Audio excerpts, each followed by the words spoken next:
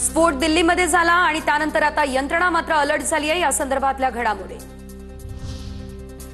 दिल्लीतल्या स्फोटात अब्दुल अजीज नामक रिक्षा चालक थोडक्यात वाचला, मात्र अब्दुल अजीजचा मित्र मोहम्मद यासीन याला स्फोटात डोक्याला गंभीर दुखापत। एलएनजेपी रुग्णालयामध्ये त्याच्यावर उपचार सुरू। काल झालेल्या स्फोटानंतर आता लाल किल्ला बंद 3 दिवस असणार। लाल किल्ला बंद 13 नोव्हेंबरपर्यंत लाल किल्ला बंद राहणार असल्याची माहिती। तारिक पुलवामाचा रहिवासी असल्याची माहिती। i20 कारचा सध्याचा मालक पुलवामाच्या शंभुरा गावचा तारिक असू शकतो। सूत्रांची माहिती, पुलवामाचा स्फोटासोबत काही संबंध आहे का याची पोलिसांकडून चाचपणी सुरू। दिल्लीतल्या लाल किल्ला परिसरातील स्फोटाचा आणखी एक व्हिडिओ आला समोर। घटनास्थळाची भीषण दृश्य समोर। पोलीस आणि स्थानिक i20 कारमधून लोकांना बाहेर काढण्यासाठी प्रयत्न करत असल्याचंही आलं समोर। भारतातील सर्व विमानतळावर सुरक्षा वाढवली। विमान प्रवाशांना प्रस्थानाच्या किमान 3 तास आधी विमानतळावर पोहोचण्याच्या सूचना। चेक इन बॅगेज व्यतिरिक्त 7 किलो वजनाची फक्त एक हँडबॅग घेऊन जाण्याची परवानगी। दिल्लीतल्या स्फोटानंतर राज्यभरात पोलीस अलर्ट। शिर्डीला येणाऱ्या वाहनांची पोलिसांकडून कसून तपासणी। अंबाबाई मंदिर परिसरातल्या सुरक्षेमध्ये मोठी वाढ। पंढरपुरात विठ्ठल रुक्मिणी मंदिर परिसरातील सुरक्षेत वाढ। मंदिराच्या प्रत्येक गेटवर सुरक्षा तैनात। दिल्लीतील घटनेनंतर खबरदारी म्हणून सुरक्षा वाढवली। दिल्लीतल्या स्फोटानंतर राज्यभरातील धार्मिक स्थळांवर सुरक्षेत वाढ। शिर्डीतील साई मंदिर परिसरात अतिरिक्त सुरक्षा तैनात। पोलिसांकडून वाहनांची कसून तपासणी। दिल्लीतल्या स्फोटानंतर शनी शिंगणापूर मंदिर परिसरामध्ये सुरक्षा व्यवस्था वाढवली। स्फोटाच्या पार्श्वभूमीवर राज्यातील सुरक्षा यंत्रणा अलर्ट। पोलीस प्रशासनाकडून भाविकांच्या वाहनांचीही आणि भाविकांची सुद्धा कसून तपासणी। आणि यानंतर बातम्या मोठ्या राजकीय।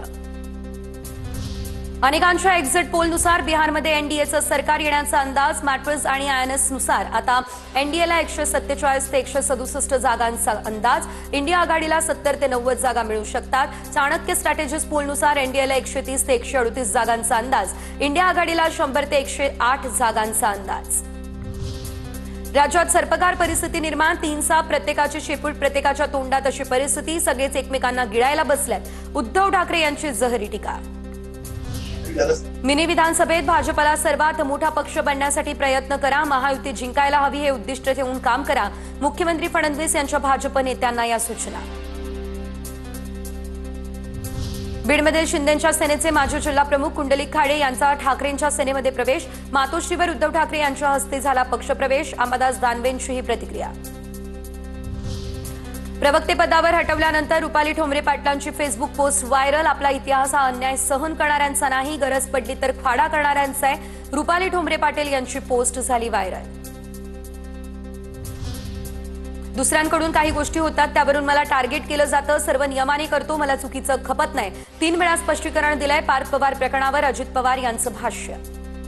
काही गोष्टी दुसऱ्यांच्याकडनं घडल्या तरी त्याच्या संदर्भात मला टार्गेट केलं जातं। ह्याचाही अनुभव आपण घेतला। त्या खोलात मी जास्त जात नाही। मी माझी भूमिका 3 वेळेला स्पष्ट केलेली आहे।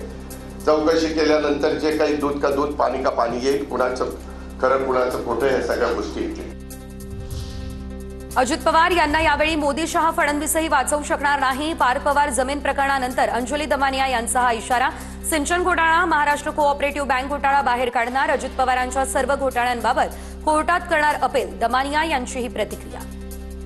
सिंचन घोटाळ्यात तुम्हाला फडणवीसांनी सोडवलंय, पण याच्या पुढच्या कुठल्याही घोटाळ्यात तुम्हाला फडणवीस काय, अमित शहा काय, मोदी काय, कोणाकडेही जा, मी कोर्टाकडनं ऑर्डर घेऊन तुम्हाला एकाही केसमधनं बाहेर येऊ देणार नाही।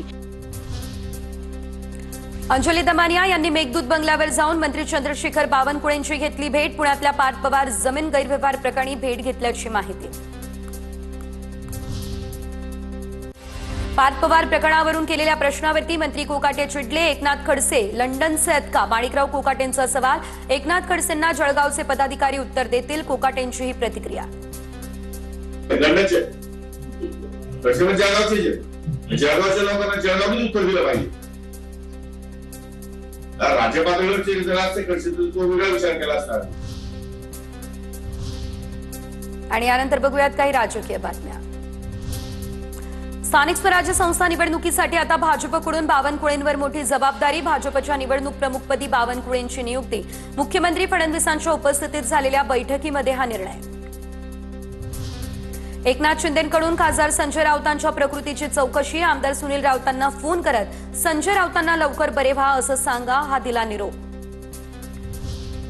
नाशिक काँग्रेसचं अवघ्या 24 तासात यू-टर्न. मनसेसोबत तुर्तास कुठलीही निवडणूक लढणार नाही, बाळासाहेब थोरात यांनी फटकारलं. त्यानंतर स्थानिक काँग्रेस नेत्यांची झाली अडचण. महाविकास आघाडी आणि मनसेने कालच नाशिकमध्ये पत्रकार परिषद घेत एकत्र निवडणूक लढण्याची केलेली घोषणा. सुरज चव्हाण यांची राष्ट्रवादीच्या प्रवक्तेपदी नियुक्ती केल्यानंतर छावा संघटना पुन्हा आक्रमक. अजित पवारांना हे महागात पडेल.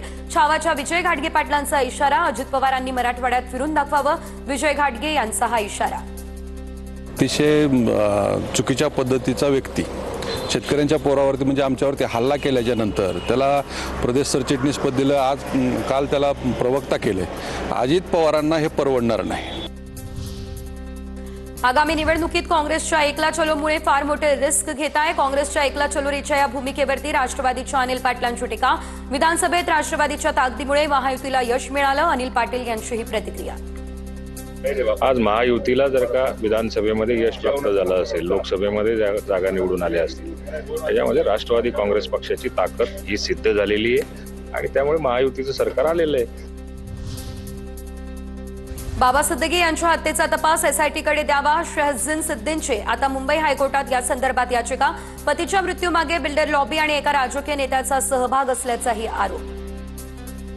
हमारी प्रमुख मांगनी ऐसी है कि जो इन्वेस्टिगेशन है वो प्रॉपरली हो जाए और जो इसके पीछे है, जो सच्चे आरोपी कोई हो सकते हैं, तो उनको कोर्ट के सामने उनको ट्रायल फेस करने के लिए खड़ा करे. शिवसेना पक्ष आणि चिन्हासंदर्भात उद्या सुप्रीम कोर्टात अंतिम सुनावणी. शिवसेना पक्ष आणि धनुष्यबाण शिंदेंना वापरण्यास मुभा देणाऱ्या निर्णयाला ठाकरेंनी दिलेलं आव्हान. पंतप्रधान नरेंद्र मोदी एमसीए निवडणुकीच्या प्रचारात. कार्यकारिणी सदस्यपदाचे उमेदवार मिलिंद नार्वेकर यांनी मोदींसोबतचा फोटो प्रचारात वापरला. मत देण्यासाठी मतदारांना केलं आवाहन. मी अपक्ष खासदार तरीही मंत्री अधिकारी मला घाबरतात. सांगलीचे खासदार विशाल पाटलांचं विधान. सांगलीच्या मिरजेत एका विकास कामाच्या उद्घाटनाप्रसंगी विशाल पाटील यांचं हे वक्तव्य. अपक्ष निवडून आलो असलो तरी सगळ्यात जास्त लोकसभेत बोलणारा खासदार असल्यामुळे थोडेफार अधिकारी लोक, मंत्री लोक मला घाबरतात. त्या निमित्तानं मला 4 पैसे मिळतात, ते आपण काढून घेऊया. हे सगळ्या तुमच्या प्रेमामुळे घडलं.